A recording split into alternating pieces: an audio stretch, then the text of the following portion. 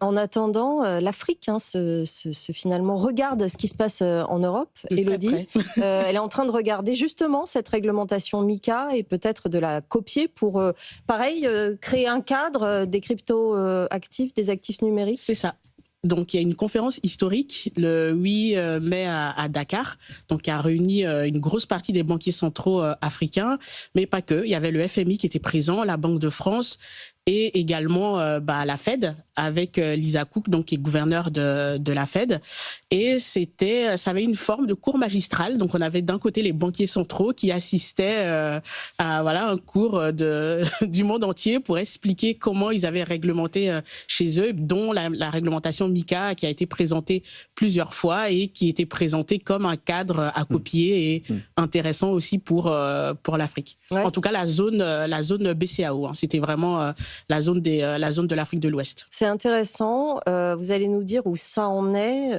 Ce sur quoi vous vouliez revenir aussi, c'est un sujet hyper intéressant et qui montre que l'Afrique, partie par partie, se met aux cryptos. Il y a notamment l'exemple du Kenya, Tout à fait. qui se met au Lightning et qui va finalement faire un peu prendre la place un peu du leader de développement de ces innovations numériques pour les paiements. Qu'est-ce qui s'est passé au Kenya concrètement, Élodie ? Alors déjà, l'innovation au Kenya, elle tranche beaucoup avec cette conférence de la BCAO qui était plus portée sur les stablecoins.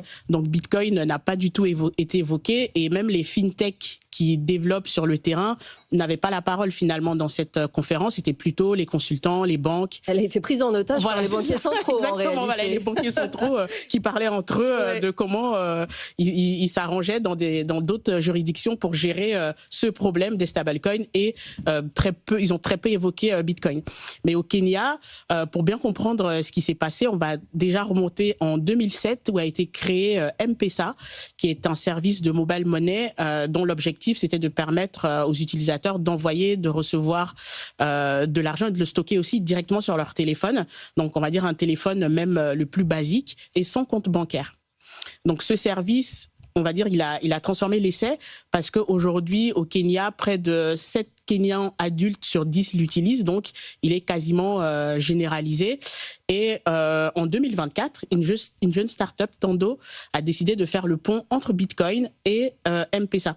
Donc l'objectif, c'était de permettre, par exemple, à un Bitcoiner touriste qui arrive au Kenya, qui veut dépenser ses sats, de ne pas être obligé d'aller trouver un bureau de change pour les échanger en shilling, ni même de trouver une boutique qui les accepte. Il télécharge l'application avec le numéro M-Pesa et le montant de la facture, ça lui génère une facture Lightning qu'il peut payer avec n'importe lequel de ses portefeuilles, Blink, etc. Et donc, ils ont poussé le bouchon encore plus loin.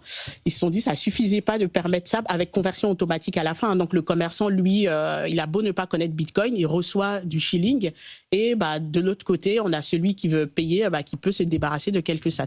Donc, ils sont allés un peu plus loin et ils ont permis de rendre adressables les numéros de téléphone directement. C'est-à-dire que maintenant, on n'a même plus besoin de passer par leur application. Un numéro de téléphone est devenu une adresse Lightning. Donc, on passe à un tout autre narratif, c'est de se dire la diaspora kenyane pourra, à moindre frais, en utilisant Bitcoin, non pas comme produit, mais comme rail, envoyer de l'argent rapidement, et ça représente 4 milliards par an que la diaspora envoie sur le territoire. Donc c'est une innovation qui a fait beaucoup parler d'elle dans la presse. Et effectivement s'adresse aux communautés et aux personnes non bancarisées. Tout à fait. Du pays. C'est quand même une petite révolution parce qu'effectivement, quand on le met en parallèle avec ce qu'on a dit en début d'émission, là, les banques ne sont plus du tout invitées dans les débats. Ça fait office réellement de révolution et d'ouverture sur les possibilités du secteur financier dans le pays, et ça peut créer un modèle pour les autres pays. Tout à fait, d'autant plus que Tando n'est pas la première start-up en Afrique à penser à connecter Bitcoin et le mobile money, parce qu'en Afrique, c'est le moyen de paiement qui est le plus utilisé. Ouais. Donc, il y a aussi Machankura qui permet de le faire même sans Internet.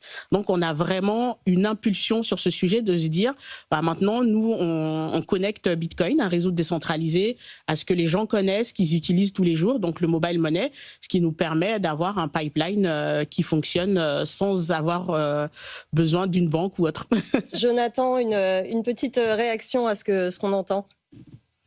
Oui, alors déjà, moi, évidemment, je suis passionné par les usages de Bitcoin hors Union européenne Eh oui. ou pays occidentaux, parce qu'effectivement, moi, comme je le dis souvent, Bitcoin dans les pays occidentaux, c'est principalement une réserve de valeur et les gens l'utilisent comme outil d'épargne. C'est d'ailleurs ce qu'on fait chez Stackinsat. Néanmoins, dans les pays occidentaux, la dimension paiement est quand même beaucoup moins présente que justement dans les pays africains ou dans les pays d'Amérique latine. Donc moi, je ne peux que me réjouir des initiatives qu'il y a dans ces pays-là, notamment pour faire la promotion du Lightning, qui est justement la possibilité, qu'offre la possibilité au Bitcoin de devenir quasiment instantané.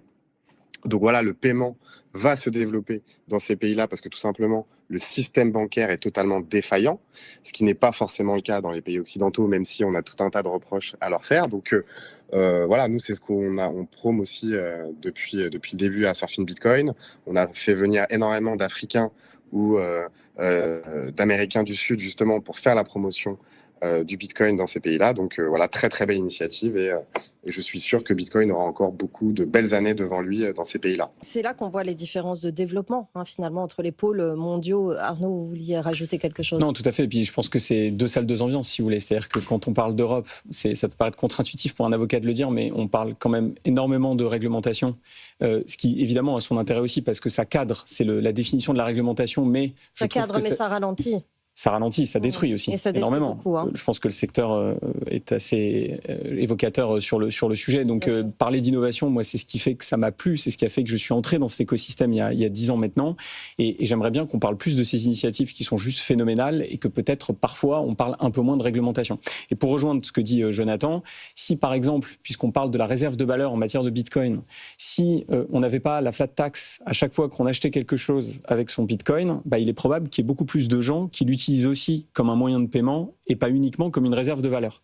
Ça, c'est un petit rajout à faire aussi qui nous permettrait de donner un petit peu plus d'avantages, mais comme effectivement les voix de nos députés sont impénétrables, ce sont des sujets qui semblent compliqués à traiter. Je crois qu'il y a au minimum un candidat à la présidentielle qui veut réduire drastiquement la flat tax. J'ai peur qu'il ne passe pas. Bizarrement. Mais effectivement, c'est dans son programme. Il voulait la ramener au minimum à 15%, voire un peu en dessous, me semble-t-il. Je ne vais pas donner son nom parce que sinon il va falloir que je donne le nom de tous les candidats et ça va faire vraiment trop long.